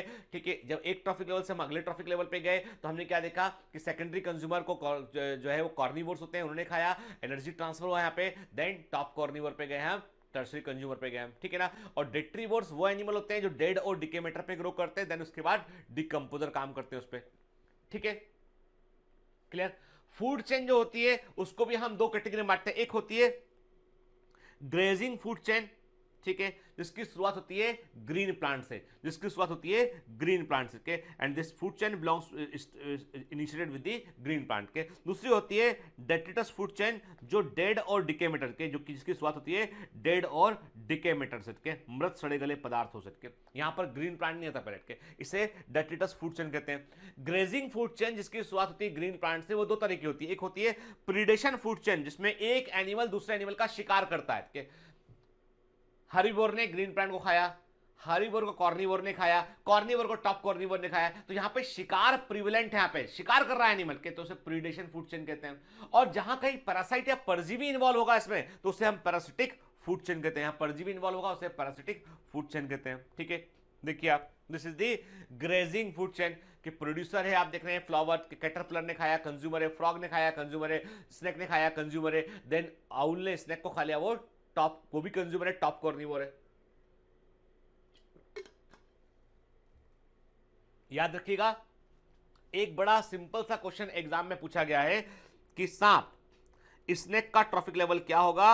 आंसर इसका है T3 के snakes are the secondary consumer, क्योंकि ये टॉप कॉर्निवोर नहीं होते। सांप को जो है चील भी खाता है, सांप को आउल भी खाता है, के तो सांप को जो है बाज भी खाता है, तो सांप को जो है खाने वाले मोर भी खाता है। तो वास्तव में पीकॉक, मोर जो है, peacock is the top carnivore, peacock या मोर जो है टॉप कॉर्निवोर के, टाइगर टॉप कॉर्निवोर के, हॉक या बाज जो है वो टॉप कॉर्निवोर में आता है। समझ गए ना? ठीक है, चलिए अब जब हम बात करते हैं डेट्रिटस फूड चेन की बात करते हैं, तो इसकी शुरुआत होती है डेड और डिके मैटर से। तो हमने क्या देखा कि जो है वो डेड लीफ से शुरुआत हुआ, जैसे कीड़े, वुडलाउस ने खाया, उसे जो है ब्लैक बर्ड ने खाया। तो डेट्रिटस फूड चेन जो होती है, ये वो फूड चेन होती है जिसकी शुरुआत होती है डेड और डिके मैटर से। ठीक है ना? अब दोनों फूड चेन में अंतर जो है हमको मालूम होना चाहिए, इंपॉर्टेंट के IMP है। ठीक है, एनसीईआरटी में इतना डिटेल में इसको नहीं दे रखा है बेटा, लेकिन एग्जाम के जो क्वेश्चन है, जो रिपीटेड क्वेश्चन पूछे आ रहे हैं, ये बिल्कुल डेप्थ के अंदर क्वेश्चन पूछे आ रहे हैं, इसलिए हमें ये सब चीजें बेटा अच्छे से याद कर लें के। तो यहां पर कोई इफ कोई बट नहीं, जो बता रहा हूं वो दिमाग में रखना है आपको। Grazing food chain, transfer of energy start from producer, यहां पे ऊर्जा का स्थानांतरण प्रोड्यूसर से प्रारंभ होता है। जबकि डेट्रिटस फूड चेन, जो डेट्रिटस फूड चेन है, उसमें transfer of energy start from the detritus और डिकम्पोजिंग ऑर्गेनिक मैटर के, यहां पर ऊर्जा का स्थानांतरण मृत सड़े गले पदार्थों से प्रारंभ होता है। ठीक है, grazing food chain, less energy flow through this के। अब आपको जान के आश्चर्य होगा कि ग्रेजिंग फूड चेन जो है प्रकृति में आपको जो है वो कम ऊर्जा को प्रवाह करती दिखाई पड़ती है। अब आप बोलोगे सर ये कैसे पॉसिबल है, क्योंकि देखो बेटा, प्रकृति में यदि आप देखें तो डिकम्पोजिशन बड़े मास पैमाने पर जमीन के ऊपर ये प्रोसेस जो है वो यदि आप देखें तो लैंड जमीन टेरेस्ट्रियल इकोसिस्टम में जो डेड और डिके मैटर है वो बड़ी मात्रा में है और उसके ऊपर डिकम्पोजर डेट्रीवर्स काम कर रहे होते हैं। तो डेट्रीडस जो होता है वो बड़ी मात्रा में एनर्जी जो रह गई एनिमल्स की बॉडी में उसको वो रिलीज कर रहा होता है, उसको अब डिकम्पोजिशन करके रिलीज कर रहा होता, ले रहा होता है उसको। तो हम कहते हैं कि प्रकृति में यदि आप दोनों को कंपेयर करेंगे तो डेट्रस फूड चेन जो है उससे मोर एनर्जी फ्लो करती है as compare to the grazing food chain. और ये पॉइंट कई बार हमें एग्जाम में कंफ्यूज करता है, इसलिए दिमाग में रखना आपके। ग्रेजिंग फूड चेन की तुलना में डेट्रस फूड चेन जो है वो अधिक एनर्जी फ्लो करती है, क्योंकि प्रकृति में जो भी डेड मटेरियल है उस सबको डिकम्पोज करने का काम डेट्रस के पास में होता है। ठीक है, इन एक्वाटिक इकोसिस्टम में, जलीय इकोसिस्टम में जो मेजर एनर्जी ट्रांसफर होता है वो ग्रेजिंग फूड चेन से होता है, जबकि टेरेस्ट्रियल इकोसिस्टम में जो मेजर एनर्जी ट्रांसफर है वो डेट्रस फूड चेन से होता है। ठीक है, याद रखना, मैंने कहा ना टेरेस्ट्रियल इकोसिस्टम में decomposition is more common process. ठीक है, तो यहां पर मोस्ट मेजर एनर्जी ट्रांसफर जो है वो डेट्रस फूड चेन से होता है। ठीक है, Charles Elton recognize in the 1920s that food chain are linked together into the webs। के पहली बार फूड वेब के बारे में बताने वाले साइंटिस्ट थे चार्ल्स एल्टन। चार्ल्स एल्टन ने कहा कि कोई भी फूड चेन इंडिपेंडेंट नहीं होती है, कई सारी फूड चेन आपस में गुथी हुई होती है, इससे फूड वेब बनता है। और फूड वेब जो है पूरी की पूरी बायोलॉजिकल कम्युनिटी का एक फीडिंग रिलेशनशिप होता है। चार्ल्स एल्टन ने कहा कि फूड वेब जो होती है वो एक प्रकार से बायोलॉजिकल कम्युनिटी को रिप्रेजेंट करती है, कि इस बायोलॉजिकल कम्युनिटी में जीवों के बीच में क्या इंटरेक्शन होंगे उसको वो रिप्रेजेंट करती है। Because many organisms feed at multiple trophic level, food web can be quite complex। क्योंकि कई सारे जीव जो है वो अलग अलग ट्रॉफिक लेवल पे इंटरेक्ट कर रहे होते हैं, इसलिए फूड वेब जटिल हो सकती है। ठीक है, in nature food chain do not operate independently. प्रकृति में फूड चेन स्वतंत्र रूप से नहीं पाई जाती है। The several food chains are interconnected with each other and forming a food web. कई सारी खाद्य श्रृंखलाएं आपस में अंतर संबंधित होती है और उससे फूड वेब बनता है। और very very important point is that food web provide stability to the ecosystem. Food web ecosystem को स्थायित्व प्रदान करता है, क्योंकि ये भोजन का वैकल्पिक स्रोत, अल्टरनेट सोर्स ऑफ फूड जो है प्रोवाइड करता है। ठीक है, स्टार्टिंग फ्रॉम द प्लांट और producer food chains, starting from the plant और प्रोड्यूसर द फूड चेन और other web are formed such that an animal feed on a plant और अनदर एनिमल और in turn is food for another. के तो इससे जो है वो, और देखो ये स्टेटमेंट हम पहले भी देखिए, सेम स्लाइड को पहले भी देखा मैंने, दोबारा लिया स्लाइड को मैंने समझाने के लिए कि असल में होता क्या है बेटा कि एक ट्रॉफिक लेवल पर जो प्लांट है, प्रोड्यूसर है या कोई भी एनिमल है, वो दूसरे से इंटरलिंक्ड है आपस में, और ये इंटरडिपेंडेंसी के चलते जो है वो फूड वेब का फॉर्मेशन होता है। देखिए आप एक फूड वेब को देख रहे हैं यहाँ पे, it is very complex kind of relationship कि फाइटोप्लैंक्टन्स उसे खाने वाले कई हैं। आप देखिए उसके बाद कोपेपोड्स दिखाई पड़ रहा है आपको जो है वो क्रिस दिखाई पड़ रहे हैं, देन कार्निवोर आपको जो है फिर क्या दिखाई पड़ रहा है, आपको जू प्लैंक्टन्स दिखाई पड़ रहे हैं, देन फिशेस दिखाई पड़ रहे हैं, स्क्विड्स दिखाई पड़ रहे हैं, कुछ बर्ड्स है, सील है, के आप देख रहे हैं कई देयर आर लॉट्स ऑफ के। और आप देखिए कि फाइनली सबसे ऊपर कौन आ गया, ह्यूमन बींग्स आ गए, टॉप कार्निवोर बन के सामने आए हैं। ठीक है, देखिए आप ना, this is also a connection कि ये भी आपको शो करता है किस प्रकार से जो है वो फूड चेन आपस में इंटरकनेक्टेड होती है। ठीक है, मतलब एक ही फूड को खाने वाले कई सारे जो है वो दूसरे एनिमल हो सकते हैं यहाँ पे। ठीक है, this is again this shows the forest कि फॉरेस्ट के अंदर किस प्रकार का संबंध जो है वो बीच में। देखिए रैबिट को देखिए, एरो का डायरेक्शन देखिए आप, क्या चूहा देखिए एरो का डायरेक्शन देखिए आप पेट के, ग्रॉस ऊपर देखिए एरो का डायरेक्शन देखिए आप पेट के। आप देख रहे हैं कि कई सारे ने वास्तव में जो है जो अल्टरनेट फॉर्म ऑफ फूड होते हैं, यही जो है वो जब कई सारी फूड चेन आपस में इंटरकनेक्टेड होती है तो फूड वेब बनती है। ठीक है, no energy that is trapped into an organism remain in it forever। के देखिए अब कोई व्यक्ति बोलता है कि भाई देखो ऐसा है कि एक एनिमल था, एक खरगोश पाला हमने, ठीक है, एक रैबिट को पाला हमने, वो उसको खूब अच्छे से खिलाया पिलाया हमने, अच्छा ग्रो किया, एक उम्र के बाद वो रैबिट बूढ़ा हो गया, ओल्ड एज का हो गया और मर गया। प्रकृति में है कि भाई जिसका जन्म हुआ उसकी मृत्यु भी होना है, मर गया वो। तो हमने कहा नहीं भैया यहां तो कोई शिकार ही नहीं हुआ इसका, कोई इसका प्रीडेशन ही नहीं किया है, तो फूड चेन तो रुक गया आपका। नहीं हुआ ऐसा, वो रैबिट जब तक खाता रहा तब तक वो फूड चेन में वो क्या करता रहा, वो अपने बॉडी में एनर्जी लेता रहा, अपने आप को ग्रो किया उसने, अपनी बॉडी को मेंटेन करने में एनर्जी का इस्तेमाल किया, उसकी बॉडी में सकता वो फूड के कारण ही तो था उसका। ठीक है, फाइनली क्या हुआ, फाइनली वो मर गया। तो अब मरने के बाद जो है आपने मान लीजिए उसे जमीन में गाड़ दिया आपने, ठीक है, तो क्या होगा, डिकम्पोजर काम करेंगे, डिट्रीवर्स काम करेंगे, बॉडी को सड़ाएंगे, वो उसकी एनर्जी को लेंगे, उसकी एनर्जी को अपने पास लेंगे उठ के। जब कोई कीड़ा या इंसेक्ट जो है वो एक सड़ते हुए एनिमल में जो कभी देखना आपकी प्रकृति में कई बार क्या होता है कि कई एनिमल सड़ रहे थे, एक अलग थी बदबू सी आती है, कई सारे कीड़े वहां पे ग्रो कर रहे होते हैं, तो वो सारे कीड़े जो है वहां उस एनिमल की एनर्जी अपने पास ले रहे होते हैं उनके, they're basically taking that stored energy उसकी बॉडी में थी, वो अब इसके पास आ गया। जैसे ही पूरी एनर्जी निकल जाएगा, कंप्लीट डिकम्पोजिशन का हो चुका, वो इनऑर्गेनिक कंटेंट में कन्वर्ट हो जाएगा। जब तक उसके अंदर ऑर्गेनिक कंपोनेंट प्रेजेंट है तब तक उसके अंदर एनर्जी है। जैसे ही जो है वो ऑर्गेनिक कंपोनेंट को कंप्लीटली ब्रेक डाउन कर दिया, एनर्जी खत्म उसका। The energy trapped by the producer hence is either passed on to consumer or the organism died। के देखिए, तो एनर्जी जो प्रोड्यूसर के लेवल पर हटके वो या तो कंज्यूमर के पास जाएगी या जीव ये मर जाएगा हटके। मान लो कोई पौधा नहीं खाया किसी ने, उसको मर गया, तो क्या होगा, death of organism is the beginning of the detritus food chain. जैसे ही मर गया, अब क्या शुरुआत हो गई, मतलब एक अगला फूड चेन शुरू हो गया। यहाँ पे शिकार कर लिया होता, कोई खा लिया होता तो ग्रेजिंग फूड चेन चलता, मर गया है तो अब डेट्रस फूड चेन चालू हो गया यहाँ पे हटके।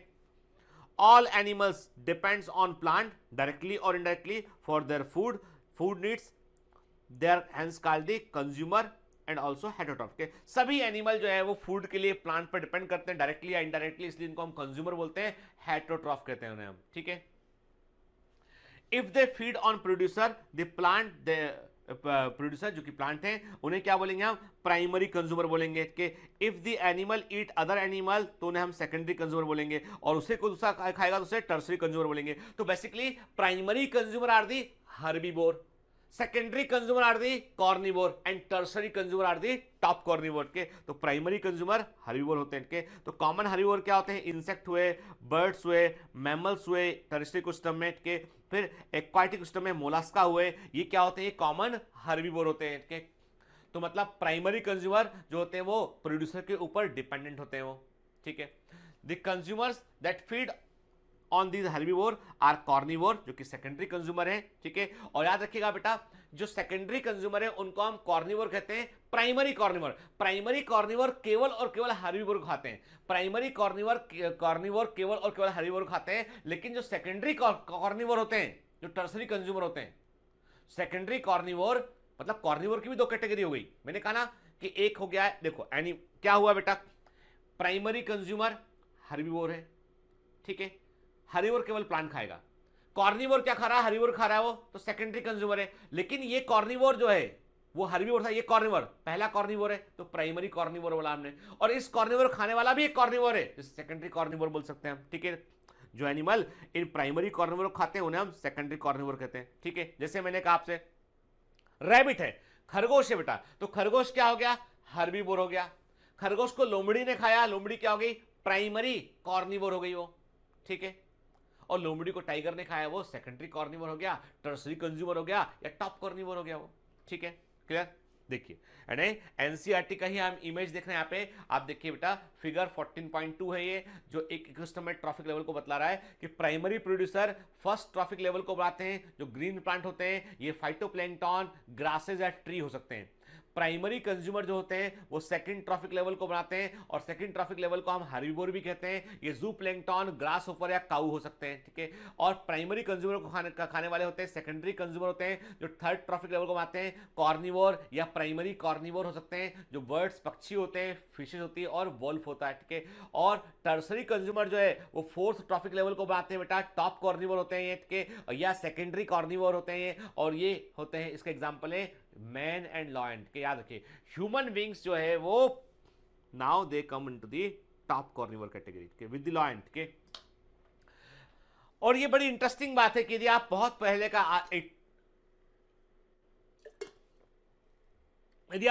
का 80s के आसपास का कोई बायोलॉजी का बुक देखें उठा के, या हम बोले कि जो 90s 70s और 80s के आसपास 60 के आसपास जो इकोलॉजिस्ट ने बुक्स लिखे थे, तो उनमें मैन को जो है वो केवल कॉर्निवोर बताया गया है कि वी आर द कॉर्निवोर्स। यदि आप हमको देखें ह्यूमन बीइंग को, तो हमारे पास यदि कोई भी इक्विपमेंट ना हो, कोई भी हथियार ना हो, और टाइगर से 1 to 1 मुकाबला हो जाए, तो कौन जीतेगा, कौन जीतेगा, टाइगर। बट ऑब्वियस सी बात है, but we have guns, we have weapons. आज टाइगर की संख्या कम है, टाइगर रिजर्व बनाया। ह्यूमन टाइगर ने ह्यूमन रिजर्व नहीं बनाया, ह्यूमन ने टाइगर रिजर्व बनाया कि भैया खत्म। इस जंगल का राजा कौन?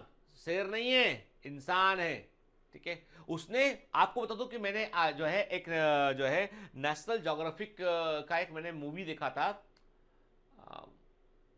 मुझे जहां तक ध्यान है कि नेशनल ज्योग्राफिक का मूवी था या एक कोई एप्लीकेशन था अब्रॉड का, क्यूरोसिटी स्ट्रीम करके कोई एप्लीकेशन था। तो मैंने वो, उसमें एक मूवी था मैन के बारे में, के ह्यूमन इवोल्यूशन का, वो देखा मैंने।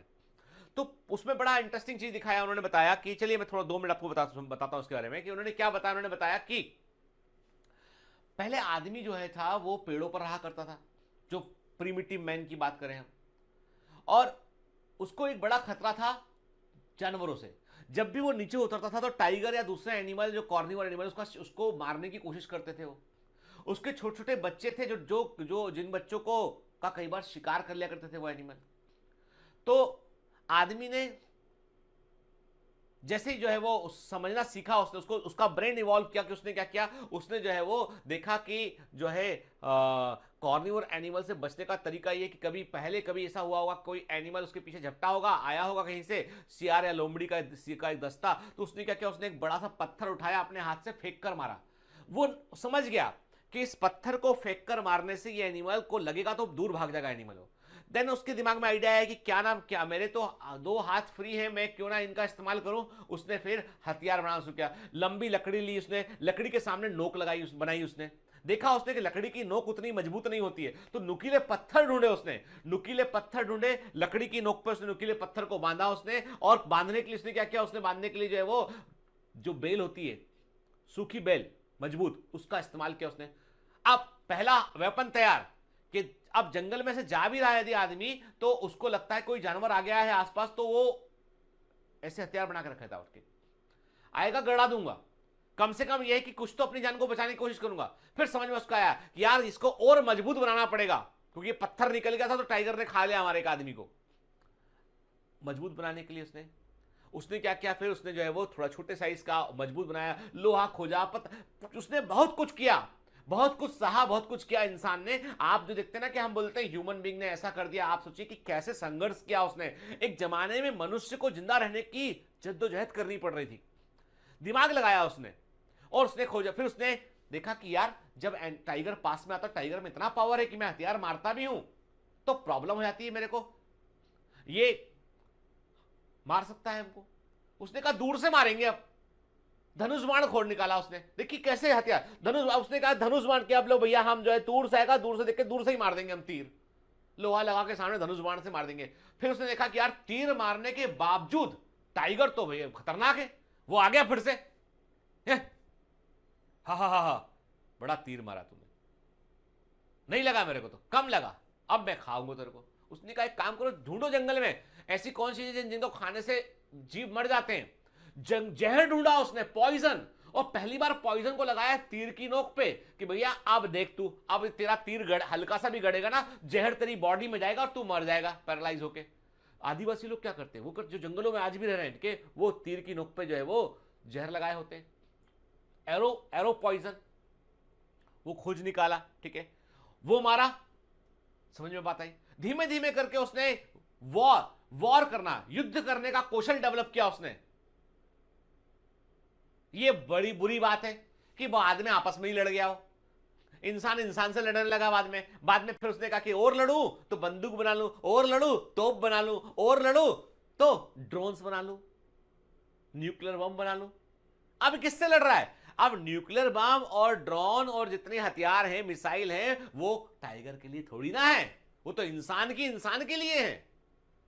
ये पागलपन है। दिस इज द मैडनेस के जहां पे आदमी पहुंच गया है, अब पगला गया है। पहले तो उसने बहुत बुद्धिमानी का काम किया उसने, जब तक दूसरे एनिमल से खतरा था अपने परिवार को बचाने के लिए, जो उसने किया वो बिल्कुल सही था। अब क्या कर रहा है, अब वो बोल रहा है ये तेरा देश, ये मेरा देश, ये तेरी बाउंड्री, वो मेरी बाउंड्री, अब ये मेरा ड्रोन, ये तेरा ड्रोन, चल मार, लड़ते हैं, ऐसे ही लड़ते हैं। कुछ नहीं है तो पत्थर उठा के एक दूसरे को मारते हैं, कुछ नहीं है तो किस बात पे लड़े। लड़ने के लिए क्या क्या लोगों ने कहा, भाई लड़ने के लिए वजह नहीं है तो काम को तो वजह दे दे तुमको, let have the reason for the fight. क्या क्या समझ गए ना? तेरा धर्म मेरा धर्म, उसका धर्म इसका धर्म। धर्म मतलब धारण करने की चीज, धर्म मतलब जीवन जीने की एक राह, धर्म मतलब जीवन जीने का तरीका, धर्म मतलब शांति का प्रतीक। एक काम कर, शांति निकाल, इसमें अशांति डाल, तो लड़ेगी, लड़ाई होगी। लोग लड़ने लगे। कहां से कहां बात पहुंच गई है? मतलब सच्चाई ये है कि यदि आप देखें तो इंसान जो है वो इवॉल्व किया। और तो ये जो जो यहां पे टॉप कोने में एनसीईआरटी ने प्लेस किया है ना, ये इसने यहां पर हमारे डेवलपमेंट को भी कंसीडर कर लिया पूरा यहां पे। तो एक याद रखना बेटा, एनसीईआरटी में मेन को, ह्यूमन बींग्स को जो है वो टॉप कॉर्निवर में टाइगर के साथ में दे रखा है, क्लाइन के साथ में, ठीक है। The detritus food chain begins with the dead organic matter, ठीक है, कोई डाउट नहीं इसमें। It is made up of decomposer which are heterotrophic organism, fungi होते हैं, बैक्टीरिया होते हैं। They meet their energy and nutrient requirement by degrading dead organic matter और डेड डस्ट के, और इनको हम सेप्रोट्रॉफ भी कहते हैं क्योंकि ये डिकम्पोज करते हैं। तो मैंने कहा डेट्रस फूड चेन की शुरुआत होती है डेड और डिके मैटर से होती है, और इस पर ग्रो करने वाले डिकम्पोज होते हैं, फंजाई होते हैं, बैक्टीरिया होते हैं, जो अपनी एनर्जी रिक्वायरमेंट इससे पूरा करते हैं, ठीक है। और इनको हम सेप्रोट्रॉफ भी कहते हैं, तो सेप्रो का मतलब होता है डिकम्पोज करने वाले, ठीक है। Decomposers secrete digestive enzyme that break down the dead and waste material into simple inorganic material which are subsequently absorbed by them के, क्योंकि फंजाई का जो मोड ऑफ न्यूट्रिशन होता है वो एब्जॉर्प्टिव प्रकार का होता है, ठीक है। फंजाई का मोड ऑफ न्यूट्रिशन अवशोषी प्रकार का होता है। फंजाई पहले एंजाइम को बाहर रिलीज करती है और एंजाइम फूड को डाइजेस्ट कर देंगे, फिर वो एब्जॉर्ब कर लेगी, ठीक है। एक्वाटिक इकोसिस्टम में, जलीय इकोसिस्टम में जो ग्रेजिंग फूड चेन है ये मेजर कंडक्ट होती है एनर्जी का, भी डिफरेंस में देखा था मैंने कहा था कि एक्वाटिक इकोसिस्टम में डेड मटेरियल, डेड और डिके मटेरियल कम मात्रा में होते हैं, इसीलिए वहां पर जो है वो जो एनर्जी का मेन कंडक्शन करने वाली ग्रेजिंग फूड चेन होती है। जबकि टेरेस्ट्रियल इकोसिस्टम में क्या होता है, स्थलीय इकोसिस्टम में बेटा क्या होता है, a much larger fraction of energy flow through the detritus food chain के, बड़ी मात्रा में एनर्जी का फ्लो डेट्रस फूड चेन से होता है, ठीक है, ठीक है, as compare to the grazing food chain. Detritus food chain में be connected with the grazing food chain at some level के, याद रखिए। अब ऐसा नहीं है कि कोई भी फूड चेन जो है उसका आपस में कनेक्शन नहीं के। डेट्रस फूड चेन जो होती है वो कभी कभी जो है वो it may be connected with the grazing food chain at some level. Some of the organism at detritus food chain are prey of to the grazing food chain animal, and in natural ecosystem some animals like cockroaches, crows are omnivores के। अब देखो simple सी बात है, क्या होता है कि एक डेड एनिमल है, जैसे कुछ एनिमल होते हैं, हम बोलते हैं कुछ एनिमल ऐसे होते हैं इनको बोलते हैं स्कैवेंजर्स बोलते हैं, स्कैवेंजर्स कहते हैं कि जो कि डेड एनिमल को खा लेते हैं, जैसे कौआ है, गिद्ध है, जो गिद्ध होता है, कौआ है, क्रोज है, ये क्या करते हैं, ये पक्षी ऐसे होते हैं जो कि डेड एनिमल को भी खाते हैं। अब डेड एनिमल जब डेड हो गया तो वो तो डेट्रिडस बन गया। एनिमल जब डेड हो गया, डेड बॉडी जो है वो तो डेट्रिडस है, लेकिन उस डेड बॉडी को खाने वाले एनिमल भी होते हैं, they are known as scavengers बोलते हैं उनको, उनके स्कैवेंजर करते हैं। तो उन्होंने क्या किया, एक्चुअली में उनको लिविंग मिलेगा तो लिविंग को खा लेंगे, वो डेड मिला डेड को खा लिया उन्होंने। तो बेसिकली वो दो फूड चेन को आपस में कनेक्ट कर रहे हैं कि नहीं कर रहे हैं, कनेक्ट कर रहे हैं वो, ठीक है। हम कहते हैं ना कि इसमें सबसे अच्छा एग्जाम्पल उसका जो है वो क्रोज है, कि क्रोज जो होते हैं वो ग्रेजिंग फूड चेन के अंदर भी शामिल है, छोटी चिड़िया को भी पकड़ के खा लेंगे वो, और इधर डेड मटेरियल को भी खा लेंगे वो। गिद्ध है वो भी ऐसा कर सकता है, ठीक है। फिर जो है इससे क्या होता है, इससे जो है वो डेट्रस फूड चेन और ग्रेजिंग फूड चेन भी आपस में कनेक्ट हो जाता है यहाँ पे, ठीक है। फिर कई, जैसे मैंने आपसे कहा कि जो डेड और डिके मटेरियल था उस पर डेट्रीवोर केचुआ ग्रो करा था, डेट्रीवोर था उनके, उस केचुआ को एक चिड़िया ने खा लिया और उस चिड़िया को दूसरी चिड़िया ने खा लिया।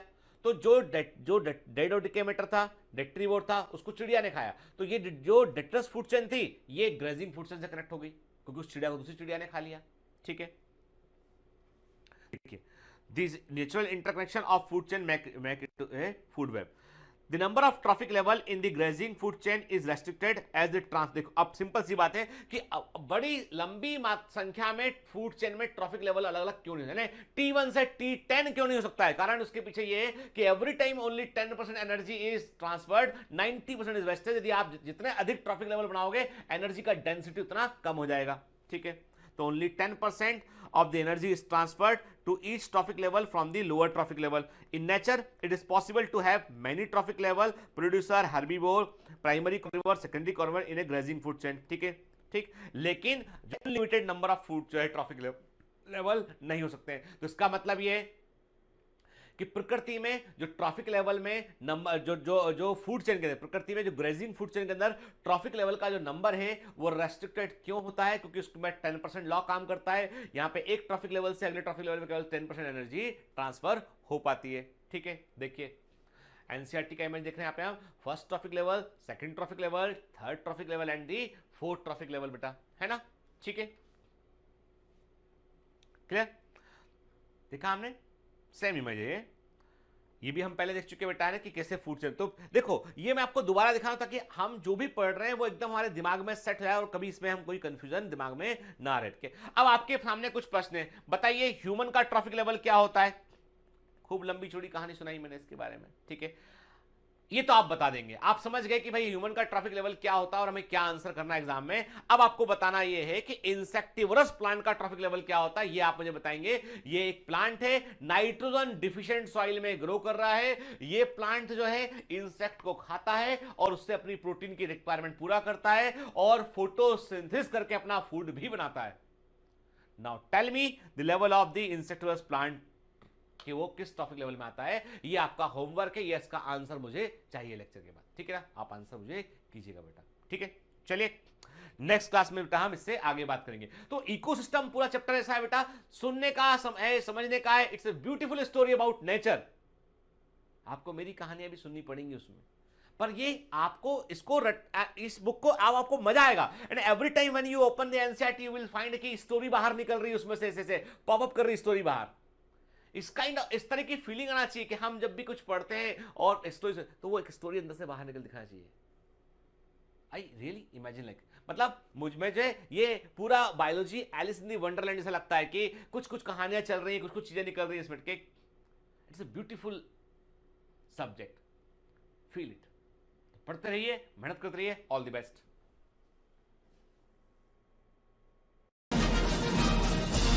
Hi. To become an official commando of Biomentors, join us at www.biomentors.online. Here you can solve daily practice papers, an online test. You can download performance enhancement sheets. You can track your progress. You can interact with other fellow commandos. Join us and prepare yourself. It's a commando training for your success. Download Biomentors online app from Google Play Store.